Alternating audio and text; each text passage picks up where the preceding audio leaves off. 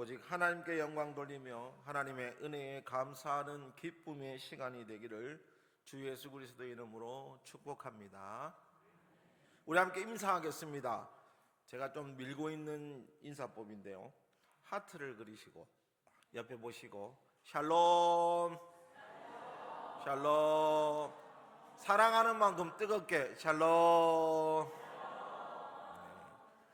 이 샬롬이라는 의미가 뭐냐면요, 평화의 뜻이 있는데 그 속뜻은 있습니다. 당신과 나는 싸울 이유가 없고 당신을 사랑하기 때문에 옆에 당신을 부릅니다. 그런 뜻이 있습니다. 다시 한번 더 해볼까요? 샬롬. 네, 감사합니다. 오늘 설교 제목이 힘든 나날 속에서도. 제가 이렇게 설교 제목을 정한 이유가 있습니다. 요새 많이 힘드시죠? 청년들이 이런 얘기를 합니다. 월급이 들어오면 통장이 텅장이 된답니다. 통장이 텅텅 빈다 해서 통장이 된답니다. 월급이 입장하셨습니다 하면 갑자기 뭐가 들어갑니다 들어가더만 맨 끝에 월급이 영원으로 퇴장하셨습니다 이렇게 뜬답니다. 어떻습니까? 예전과 다르죠. 예전에는요, 저희 아버지 때는 150만 원만 벌어도 부자라고 했습니다. 왜냐하면 새우깡이 30원하고, 이해 안 되시는 분 있죠? 지금 3,000원 하는데 30원, 50원, 100원 이렇게 할 때 문방구에 가서 군것질 한다고 200원만 내면 오뎅하고 실컷 먹었던 시절이 있었습니다. 그런 시대가 우리 70년대, 80년대, 90년대를 덮어쓰면서 경제가 발전하면 참 우리 잘 살 거라 생각했죠. 근데 지금 어떻습니까? 그게 오히려 우리를 괴롭히고 있습니다. 월급을 받아도 답답하죠. 특히나 우리가 싸우지도 않는데 지금 이란과 미국이 싸우면서 유가는 급증하고 있습니다. 아직 러시아하고 우크라이나는 전쟁도 안 끝났습니다. 계속 우리에게 힘든 일들이 생깁니다.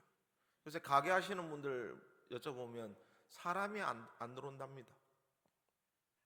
뭔가 풀려야 되고 마음이 돼야 되는데, 그런데 우리 인생은 그리스도인으로 살아가고 있습니다.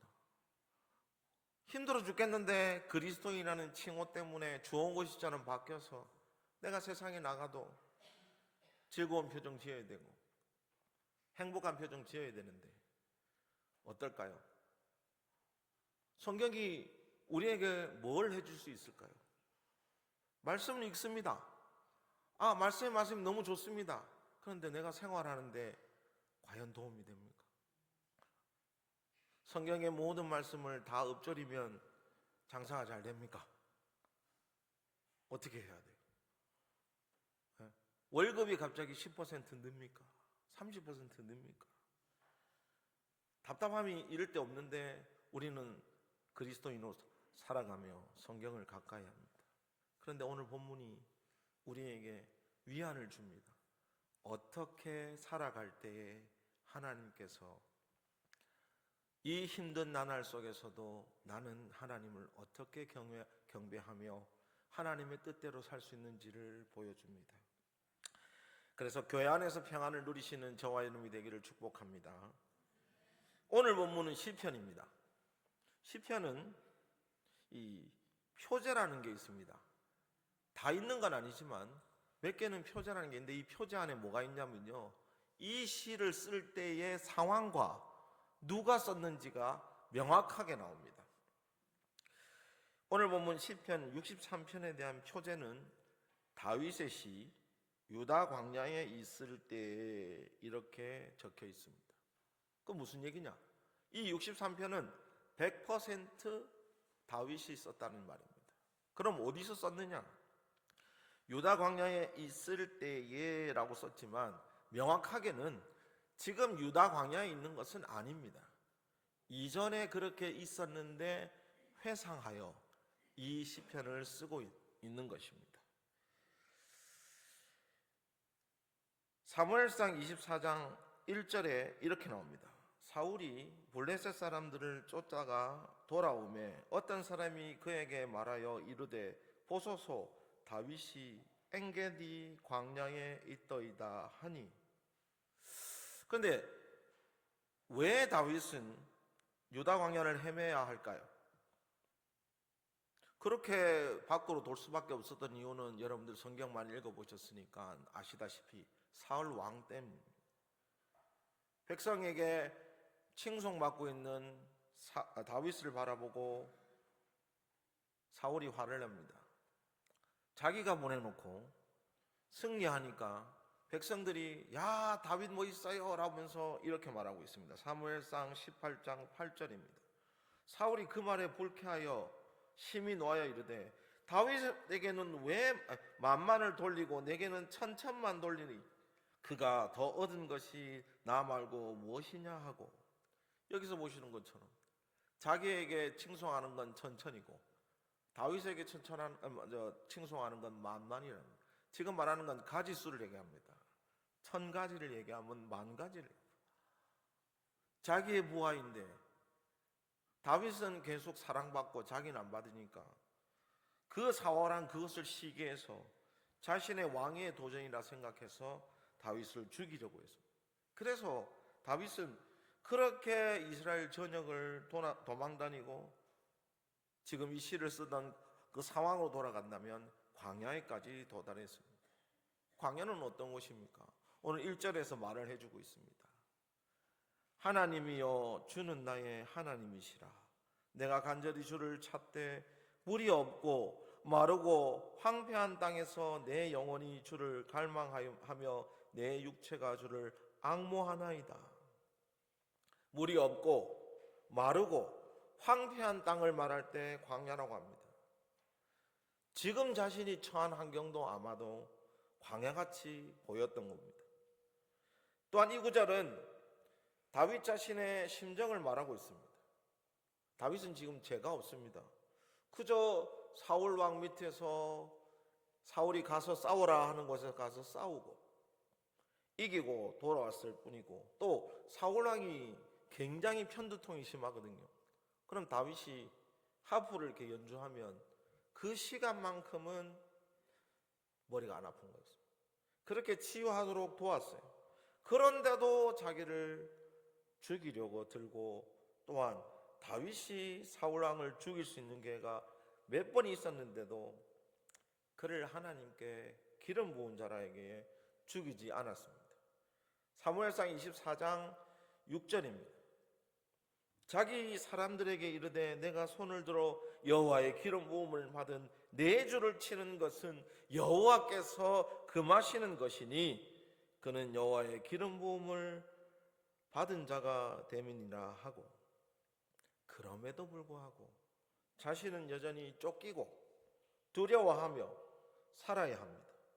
이 상황을 보며 자신이 마음이 물이 없고 마르고 황폐하다고 설명합니다. 더 이상 희망 없이 절망으로 치닫는 상황입니다. 우리가 봐도 다윗의 상황은 형용할 수 없을 만큼이나 힘들고 안타까운 상황입니다. 현재 우리가 겪고 있는 여러 가지 문제하고는 조금 다를 수 있습니다. 각자의 문제와 비교되지 않을 수도 있고 그보다 못할 수도 있지만 어쨌든 어떻게 하지도 못하는 상황이라는 것은 분명합니다. 정말로 누군가 와서 이 문제를 해결해 줬으면 좋겠다 그렇게 생각할 건데, 그런데 다윗은 전혀 다른 해결책을 놓고 있습니다. 지금 이 상황이 어떤 상황입니까? 내가 어쩌면 내일 죽을지도 모르고 돌아다니다가 어떻게 잡힐지도 모르고 끌려가서 어떻게 될지 모르는 그 긴박한 상황 속에 다윗은 하나님께 고백하고 찬양하며 예배합니다. 다윗은 힘든 나날이지만 하나님만을 의지하고 하나님께서 승리해 주실 것을 믿고 있습니다. 그 원동력이 바로 고백과 찬양과 예배입니다. 우리의 삶 역시도 힘들고 지치지만 다윗을 통해 하나님께서는 이 세 가지를 가르쳐 주십니다. 오늘 말씀을 통해서 힘든 나날 속에서도 하나님만을 의지하는 그리스도인으로 살아가기를 축복합니다. 첫 번째입니다. 힘든 나날 속에서도 하나님께 고백합니다. 다윗은 사울 왕에게 쫓겨서 피해 다니며 광야에서 하나님을 찾습니다. 그리고 그는 하나님께 고백합니다. 다시 1절 상반절을 보겠습니다. 하나님이여 주는 나의 하나님이시라.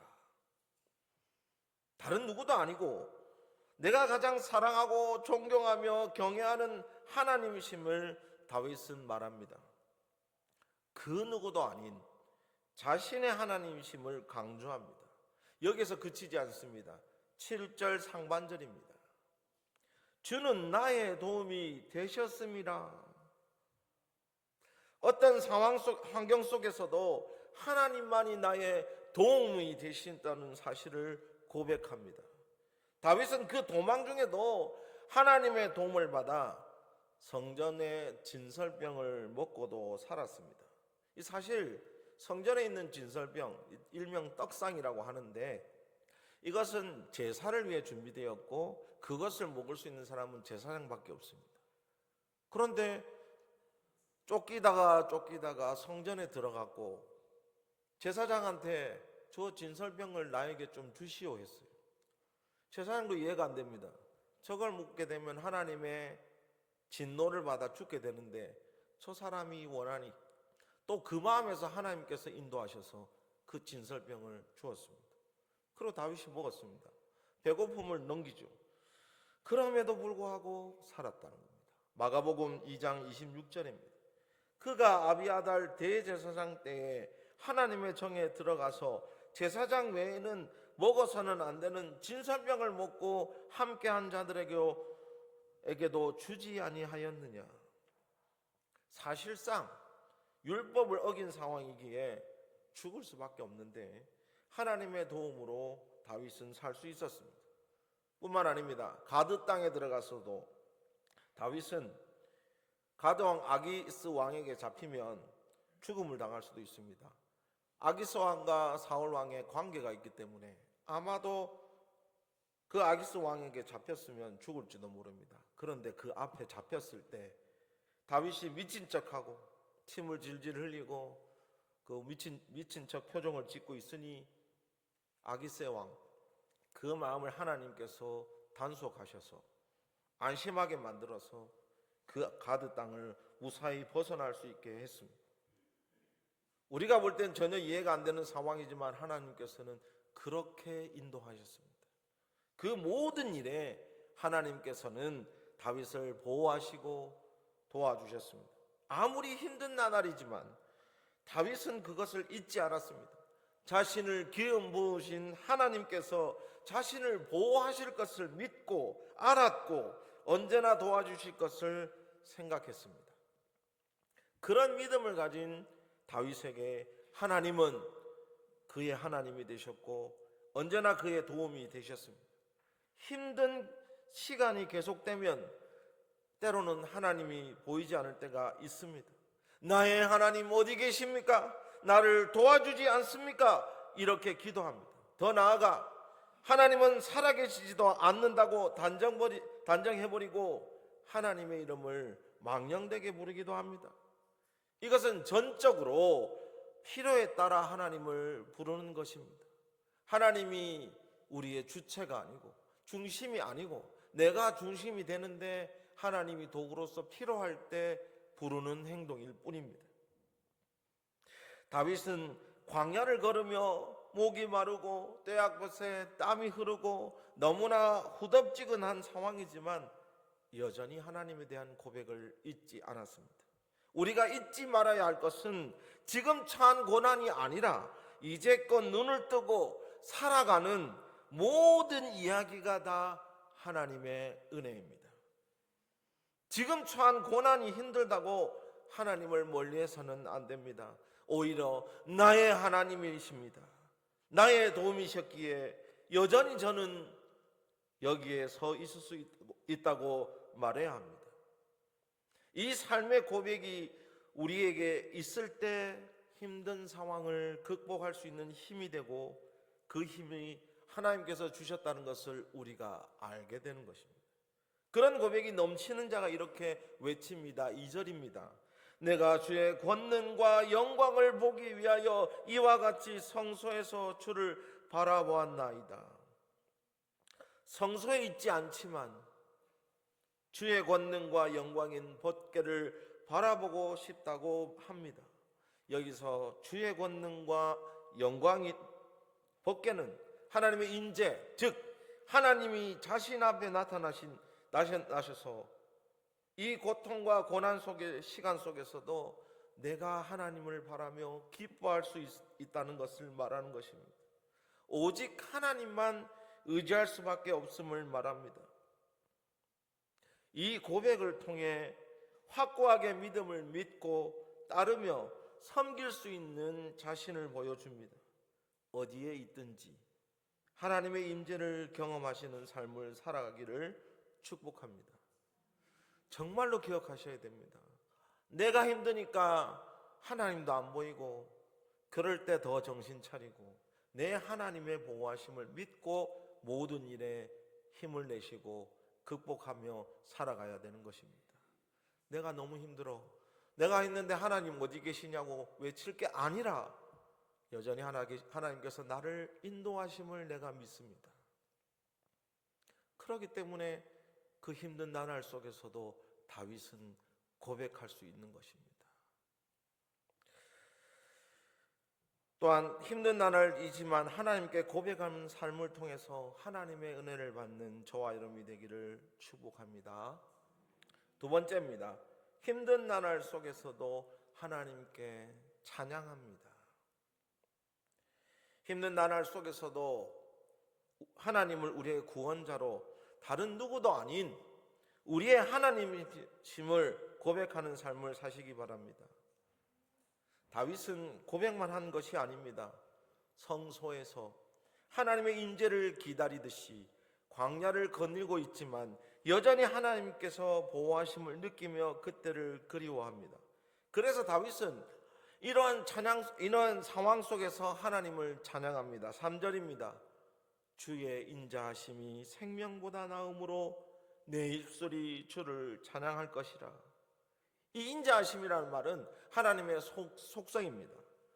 죄 많은 인간을 심판하지 않으시고 그들에게 생명을 주시는 그 인자하심, 그 하나님의 속성에 대해 우리는 찬양할 수밖에 없습니다.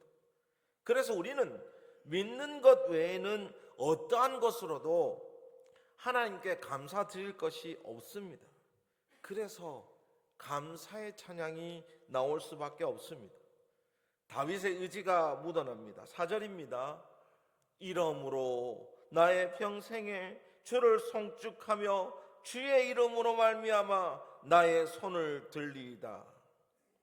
광야에 마주한 고난을 포함하여 사울 왕의 쫓기는 가련한 신세 등 정말로 다윗의 일대기에 이 힘든 상황이 있지만 하나님의 인자하심이 결국 자신의 평생에 하나님께 대한 감사함으로 찬양할 수밖에 없다고 고백합니다.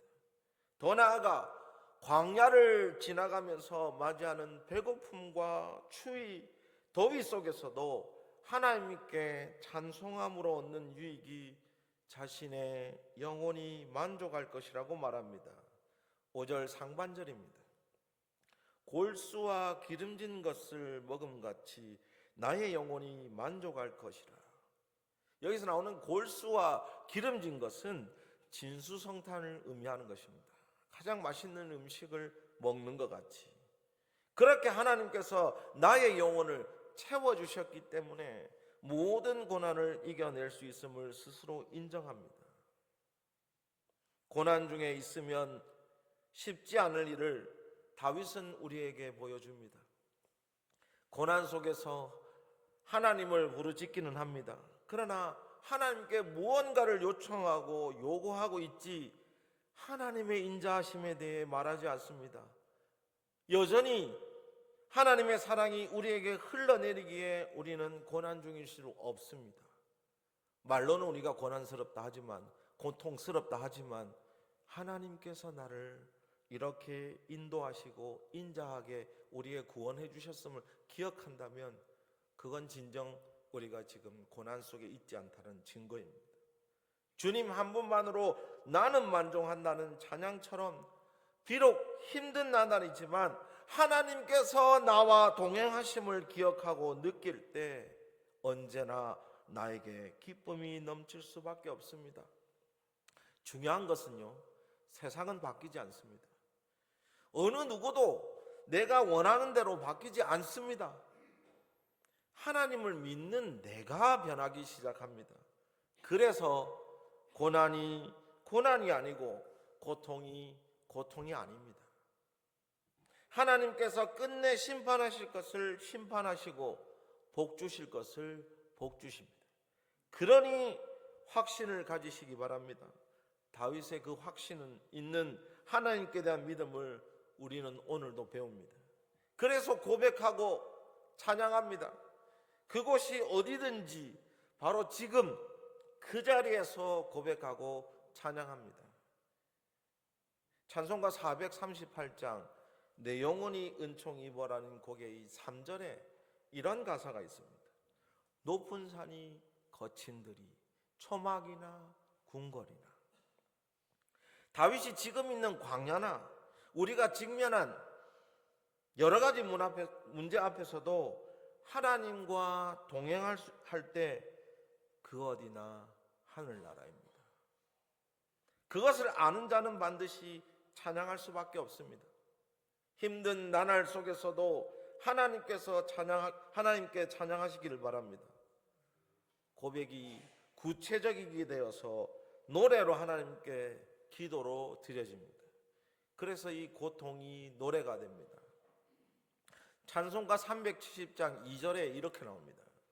그 두려움이 변하여 내 기도가 되었고 전날의 한숨 변하여 내 노래 되었네. 힘들고 지친 상황이 기도로 찬양으로 바뀌게 되는 것입니다. 하나님을 의지하는 자의 모습이 바로 이것입니다. 그 어느 곳에 있든지 하나님과 동행하면 하나님께 찬양할 수밖에 없고, 그래서 모든 고통과 고난 속에서도 기쁨이 넘칠 수밖에 없습니다. 의도적으로라도 부탁드립니다. 찬양하는 습관을 가지시기를, 그 시간을 만드시기를 바라겠습니다. 오늘 살게 하시는 하나님께 고백하며 찬양하는 그것이 이 시대를 살아가는 그리스도인의 복입니다. 그래서 슬픔과 아픔을 이겨낼 수 있는 것입니다. 하나님의 놀라운 은혜를 평생 누리시는 저와 여러분이 되기를 축복합니다. 또한 찬양 속에서 하나님과 만나는 저와 여러분이 되기를 축복합니다. 이해가 안 될 수도 있습니다. 아니, 찬양 열심히 부르고 기도 열심히 하면 내가 기뻐집니까? 의도적으로 말씀을 드리면 맞습니다. 그러나 하지 않음으로 그 유익이 없네요 라고 얘기하시는 거. 투자를 하십시오. 중고등부 아이들하고 제가 많이 얘기하면 딱 그렇게 얘기합니다. 게임은 하루에 12시간 해도 즐겁대요. 그런데 하나님 말씀인 성경은 한 절만 읽어도 잠이 온답니다. 시간을 할애할 수가 없대요. 아예. 이유가 뭐냐면 유익이 되는지를 못 느끼겠대요. 왜? 게임은 유익이 되거든요. 스트레스 풀리고 막 엔돌핀이 솟구치고 그거 하고 나면은 모든 일에 기쁨이 넘친답니다. 도저히 저는 거꾸로 도저히 이해가 안 됩니다. 물론 제가 게임에 대한 공부했던 컴퓨터 프로그래머 출신이라서 말씀을 드리지만 그때의 유익보다 지금의 유익이 더 좋습니다. 지금 기도하고 찬양하는 게 더 좋습니다. 제가 며칠 전에 우리 김혜순 권사님 만났는데 허재범 집사님하고 배를 타고 갈 때 그 망망대해 아닙니까? 아무도 없는데 어떻게 즐거움을 만드십니까? 그러니까 가판에 올라가서 노래를 부른답니다. 찬양을. 그것도 하나님의 그 만드신 은혜를 막 찬양하는,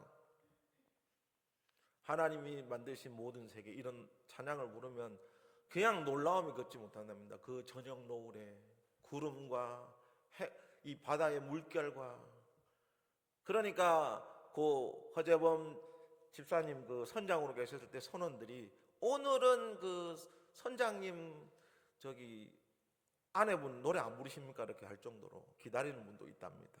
중요한 건 뭐냐? 내가 그렇게 찬양해야 기쁨이 넘치는 거고, 내가 그렇게 기도해야 하나님과의 관계가 소통이 되는 건데, 하지 않고 전혀 유익이 없더라 이렇게 얘기하면 안 되는 거예요. 중고등부가 그렇게 딱 얘기합니다. 기도해봤는데 안 됩니다. 기도가 이렇거든요. 주님, 이번 주에 중간고사 치는데 100점 맞게 해주세요. 이렇게 당연히 하나님께 내놓으라는 식으로 얘기하면 하나님이 어떤 마음으로 받아들일지를 생각도 안 하고 무조건 달랍니다. 하나님은 절대 자판기가 아닙니다. 누르면 100점이 나오는 게 아닌데, 우리가 그렇게 바라고 살았다는 겁니다. 우리가 그렇게 기도를 가르쳐 줬기 때문입니다. 그게 아닙니다. 하나님의 인자하심을 기도하시기 바랍니다. 제가 한 번씩 기도할 때 하나님 도와주십시오라고 기도를 하니 그 권사님 한 분이 저한테 와서, 목사님 그렇게 기도하지 마시고 한번 바꿔보세요. 그러니까 어떻게 시편에 나오는 기도처럼 나의 산성이요 나의 요새시요 나의 피난처 되신 주님을 오늘도 찬양합니다 라고 기도를 시작하니 감사밖에 없더라고요. 기도할 거리가 감사에서 시작해서 감사로 끝납니다. 우리가 마음을 바꿔야 되지 않으면 잡히는 게 없어요. 내가 찬양을 안 부르면요, 그 찬양의 의미를 모르는 겁니다. 오늘 제가 가르쳐 드린 것처럼 그 두려움이 변해서 내 기도가 됐다는 것을 내가 몸소 느끼려면 그 찬양의 가사처럼 살아봐야 되기 때문입니다. 그래서 찬양할 수밖에 없는 겁니다. 그런 마음을 가지고 오늘도 살아가는 저와 여러분이 되기를 주님의 이름으로 축복합니다. 세 번째입니다. 힘든 나날 속에서도 하나님께 예배합니다. 힘든 나날 속에서도 하나님께 고백하고 하나님께 찬양하시기를 바랍니다. 그런데 고백과 찬양은 어디에서 많이 봅니까? 우리가 언제 느낍니까? 예배의 현장에서 신앙 고백과 찬양이 이어집니다. 오늘 본문에서도 다윗은 광야의 허름한 그 바위 틈 사이에서 주의를 경계하면서 잠이 들지 못합니다. 혹시나 사울이 군대를 보내서 포위를 하고 이제 어떻게 될지 모르는 상황이 드니 잠을 청할 수도 없고요. 두려워서 자다 깨서 또 다른 데로 옮겨야 될 상황이 될 겁니다. 그런데도 이 상황 속에서 다윗은 하나님께 고백과 찬양과 예배를 드리고 있습니다. 6절입니다. 내가 나의 침상에서 주를 기억하며 새벽에 주의 말씀을 작은 소리로 읊조릴 때에 하오리리. 소리라도 새어나가면 혹시나 사울의 그 경비병들에게 군대에게 들킬까 두렵지만 그래도 주의 말씀을 읊조리며 예배드립니다. 때로는 찬양도 하다가 말씀을 읊조리기도 하다가 기도했다가 하면서 그 두려운 상황과 그 좌절되어 있는 마음과 슬픔의 상황 속에서 벗어나려고 합니다. 우리가 힘든 상황일 때 새벽까지 잠을 설치며 울면서 하나님을 부르짖습니다. 마찬가지입니다. 다윗은 하나님 말씀을 읊조리며 송영을 올려드립니다. 이 송영이 굉장히 중요합니다. 송영이 보낼 송자에 하나님 영광의 영자입니다. 영광을 보내드리는 것. 시편 23편 4절의 말씀이 있습니다. 내가 사망의 음침한 골짜기로 다닐지라도 해를 두려워하지 않을 것은 주께서 나와 함께 하심이라. 주의 지팡이와 막대기가 나를 안위하시나이다.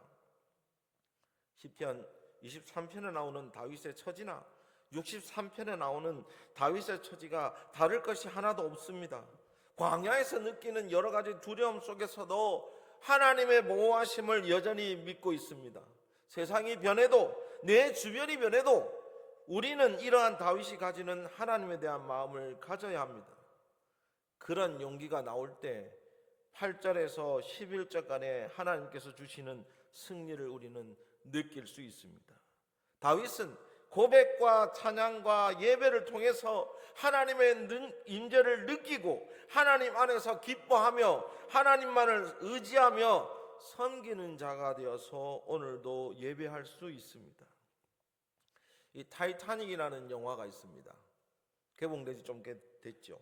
이 타이타닉호가 빙산에 부딪혀서 침몰될 때 모두가 막 혼비백산 탈출하고 싶어서 하다 보니 우리가 세월호 참사 때도 느꼈지만 막 빈 통로에 막 몰리고 되고 그 사람들끼리 이렇게 부딪히고 넘어지고 하는 일들이 생깁니다. 그런데 그때 오케스트라가 찬송가를 연주합니다.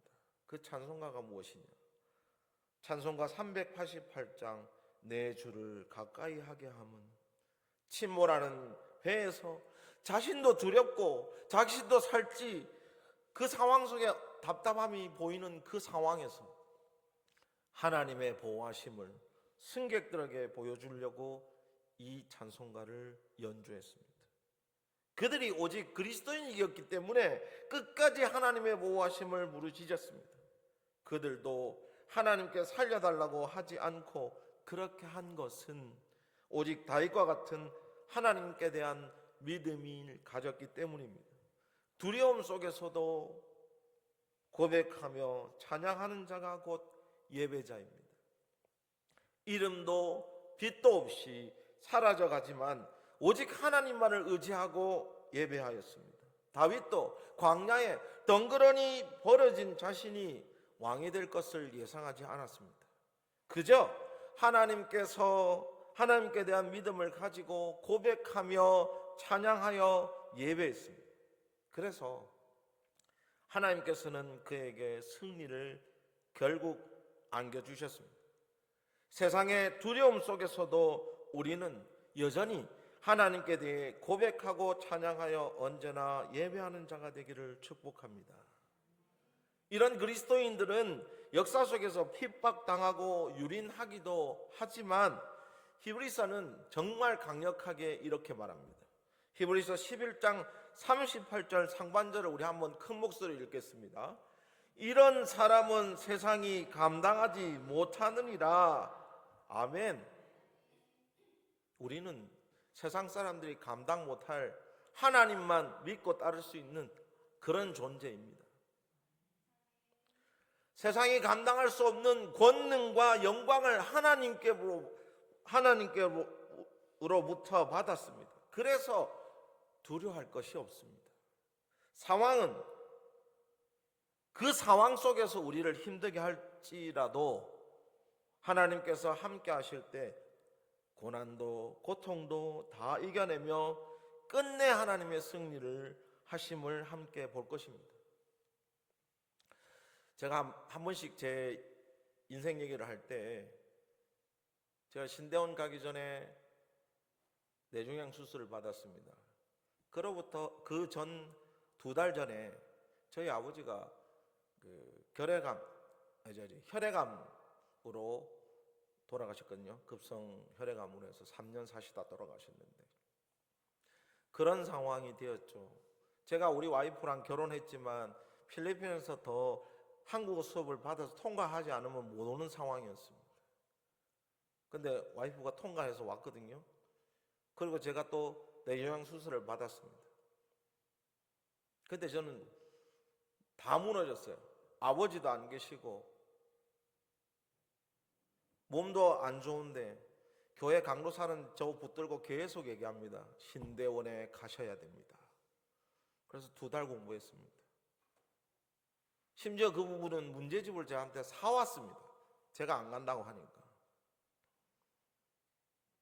신대원에 떨어졌는지 알았어요. 아침까지도 저는 떨어졌다고 생각했는데 면접자를 부르거든요. 밥 먹는데 말고 강도사가 전화 와서 꼭 면접자 확인하시라고. 전 떨어졌으니까 짐 싸고 갈 거예요. 지금 몸도 안 좋고 기분도 별로 안 좋은데 뭐가 있겠습니까 했는데 덜컥 면접 합격했습니다. 중요한 거는 면접 때도 그랬습니다. 교수님이 그 몸으로 공부하다가 죽으면 어쩌려고 그렇게 왔어요 이렇게 얘기하는데 에스더의 말처럼 했습니다. 죽으면 죽으리라. 하나님께서 저를 여기에 불러주셨으니 뭐 알아서 하시겠죠 라는 심정으로 이 앞에 섰습니다. 근데 합격됐습니다. 제가 고난으로 보지는 않았거든요. 아버지가 돌아가시면 나는 이제 뭘 할 것인가. 그리고 뇌종양 수술을 받아가지고 병원에 2달간 계속 치료받고 했는데 또 안면 근육 마비까지 됐죠. 얼굴이 제 얼굴이 아니에요. 두려움을 떨면서 신대원 시험 쳐서 떨어질 거라고 생각했는데 합격했다. 저는 지금도 이게 나의 간증이요 찬송입니다. 하나님이 나를 보실 때 이런 육체로 목사로 세워주시고, 그것도 이제 시간이 없어요. 41의 신대원을 들어갔으니 강도사고시 시험 떨어지고 전도사 이제 공부하는 것도 또 계속 유급당하면 이 언제 목사를 시키겠죠. 하나님 말씀으로 한 번도 탈락한 적 없이 강도사고시도 통과하고 졸업도 하고 목사고시도 한 번에 됐습니다. 지금 여러분들이 저를 만나신 게 지금 제가 그냥 9년 만에 여기 와 있는 거거든요. 하나님 뜻이 어디에 있는지를 그리고 생각하고 보호하심을 생각하면 저는 41까지 결혼도 못 했습니다. 근데 외국에서 그것도 필리핀의 여성하고 결혼할 줄 누가 알았겠고, 여러분이 보시는 그 귀여운 아들 장요한이도 옆에 있습니다. 저는 누릴 수 있는 걸 너무 많이 누리고 있다고 생각합니다. 그리고 우리 성경교회 성도 여러분들하고 고난과 고통이 왜 안 두렵겠습니까? 저도 정말 다 무너지는 마음이 있는데 그 강도사가 했던 말이 계속 생각납니다. 왜 신대원 안 가시냐고. 하나님께서 인도하실 때는 어디에 있는지를 알 수 없지만 우리를 인도하실 것을 기억하시기 바랍니다. 우리의 삶이 고난과 고통 속에 있겠죠. 저도 나름대로 꿈이 있고 하나님께서 불러주실 때 욕심이 있었습니다. 다문화를 해야 되겠다. 다문화 사역을 하면 와이프도 결혼했으니 이제는 필리핀 사역을 해야 되겠다. 심지어 저하고 관계가 있었던 정로아 선교사님도 됐네, 거제 왔으니까 이제 필리핀 사역 시작하세요 라고까지 얘기를 하셨어요. 그런데 몇 주 전에 이제 개척했던 우리 동기 형님이 저한테 전화가 와서 이러더라고요. 하나님이 원하는 대로 하세요. 당신의 욕심으로 하나님의 일을 채우지 마시기 바랍니다. 이렇게 얘기를 해주시더라고요. 다문화도 내려놨습니다. 이제는 어느 길로 갈지는 모르겠지만 하나님께서 인도하신 대로 가야 되는구나. 여러분의 모든 것의 답은 여기에 달려 있습니다. 고통과 고난이 문제가 아니고 내가 가야 할 길이 어딘지를 찾아가는 것이 중요한 겁니다. 그러니 나의 인생에 여러분 앞에 이것이 나의 간증이요, 이것이 나의 찬송이 되어야 될 간증거리가 여러분께 있어야 됩니다. 그래서 고백하고 찬양하고 예배할 때에 진정 나는 힘든 나날 속에서도 하나님과 동행하고 있음을 깨닫고 극복할 수 있음을 기억하시기 바랍니다. 어쩌면 하나님께서 저를 이 송정교회에 불러주신 이유가 여기에 있는 것 같아요. 우리 많이 지쳐있고 힘든 상황이지만 저를 봐서라도, 아니죠, 하나님을 봐서라도 저 같은 육신도 저같이 어리석은 자도 목회자로 만들어주시고 여러분 앞에서 이렇게 간증하듯이 말할 수 있으니 은혜입니다. 제가 그때 수술도 안 했고 아버지도 안 돌아가셨다면 제가 9년 후에 여러분과 만날 수 있었겠습니까? 하나님의 뜻이 거기에 있음을 기억합니다. 어떤 생각으로 살아와서 여러분들이 여기에 있는지, 20년 내가 30년 이 교회를 다녔는데가 아니라 지금도 역사하시는 하나님께서 여러분들을 어떻게 인도하실지, 그래서 우리가 정말로 오늘도 찬양하고 기도하고 말씀 읽는 게 답이라는 것을 깨닫고 살아가는 저와 여러분이 되시기를 축복합니다. 그러니 다른 거 버려주시고요, 오늘 나를 집중해 주십시오. 오늘 나를 집중해, 나의 인생의 중심 되시는 하나님께 모든 걸 내려놓고 예배하는 자로, 찬양하는 자로 그렇게 고백하시기를 바라겠습니다. 그래서 정말로 하나님의 뜻이 어디에 있는지 마지막 때까지 기다려 보시면서 오늘 아무것도 없는데 뭐가 그게 아닙니다. 오늘 아무 일 없었다는 것은 하나님께서 여러분을 보호하셨기 때문에 아무런 사고가 없었던 겁니다. 그걸 기억하시기 바랍니다. 오늘 내가 뭐 잘못해서 돈을 잊어버렸다. 어떻게 하지? 그만큼 잃어버리신 것도 하나님의 은혜인 겁니다. 그것을 기억하시기 바랍니다.